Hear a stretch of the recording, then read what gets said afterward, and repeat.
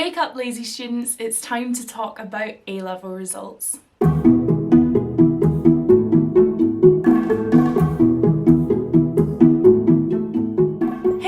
My name is Georgia, welcome to my channel, or welcome back to my channel. Today I'm going to be talking all about A-level results, so if you're interested in that, please just keep on watching. So I thought I'd do a quick update on this video from last week all about the Scottish exams. Basically what had happened is that they had axed a lot of people's grades due to their school's previous attainment, and that meant that people were going from A's to C's. So the government in Scotland has decided to do a huge U-turn. They've withdrawn the grades that were given and they have re-given out the previous grades which were given to pupils by teachers. I really hope that it has had a positive impact on you if you were affected by that situation, and I hope that now you've got the grades and the tools to be able to go forward and get every opportunity available to you. So let's talk about England, Wales and Northern Ireland and what's happening with those exam results this week.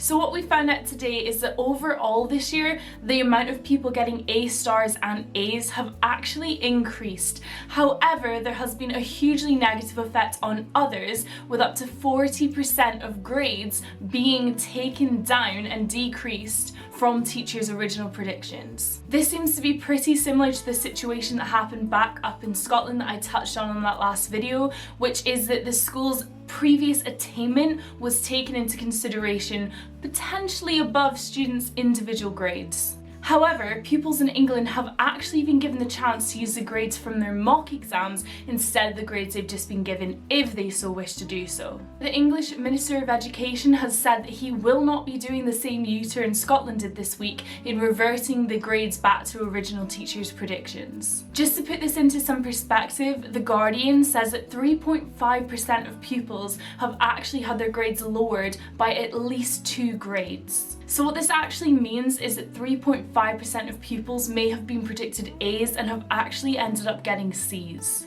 Lots of pupils and teachers were really disappointed with these grades, especially because now it means that people may not be able to get into university on the grades that they've received. Obviously with the virus this year, it was inevitable that we would have to tackle exams and how they're marked differently. It just seems that no government body or regulators have managed to get it right this year.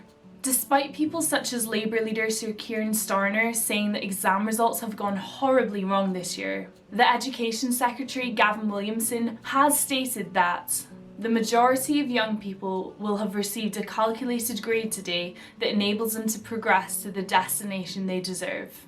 He also made sure to comment on the added safety net of being able to appeal on the basis of their mock exam results, as well as a chance of sitting autumn exams. So what can be done about all of this?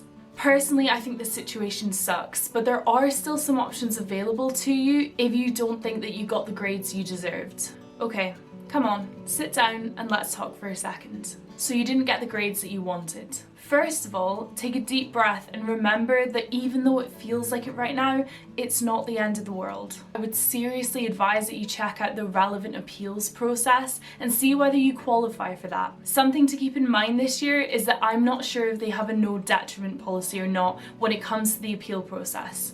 Now what this means is if they don't have a no detriment policy, if you got a B but you believed you should have got an A, you send it in for remark, they could actually drop your grade down from the B you achieved to a C or below. So make sure that you check that they have enacted a no detriment policy like they had in Scotland to make sure that you cannot drop from the grade that you were given. So if you decide that going for an appeal isn't for you, or you have appealed and you found that your grades aren't going to be changed, don't worry, there are still opportunities available for you.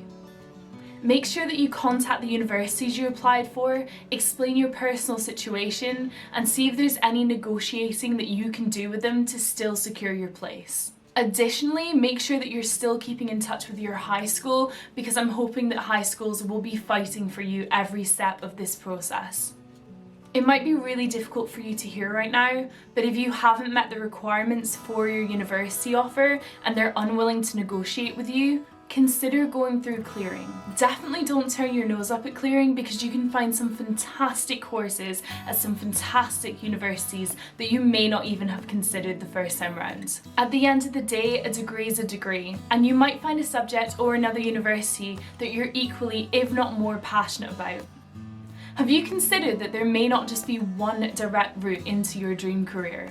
For instance, if you wanted to do an engineering degree, have you considered that there's perhaps an apprenticeship that could be available to you that in the end would still get the same result? If you're interested in apprenticeships at all, I'll pop some links in the description down below. There are so many apprenticeships available that I hadn't even considered myself, and you should definitely check those out if that's something that you could be interested in.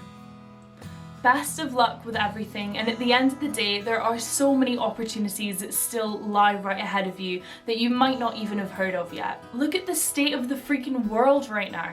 You've achieved so much despite it all, so please go away being proud of yourself for that. If you are feeling a bit overwhelmed by things, please don't be afraid to reach out. We've got a lovely little community here on YouTube and on Twitter, and I always love hearing from people.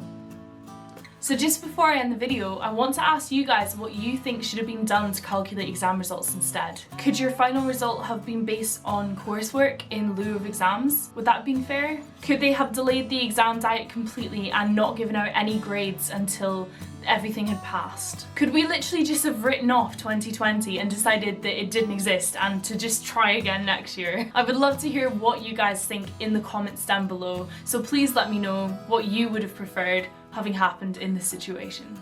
Thank you so much for watching this video. I really hope that you found it useful and that you're going away with a better idea of where you can go from here. If you did enjoy this video, please give it a like and make sure you subscribe and turn your notification bell on so you never miss a video. Next week I'm going to be doing a video all about what not to take to university with you. So if you're interested in that, make sure you tune in next Friday, and in the meantime have a great week and I will see you in the next one. Bye!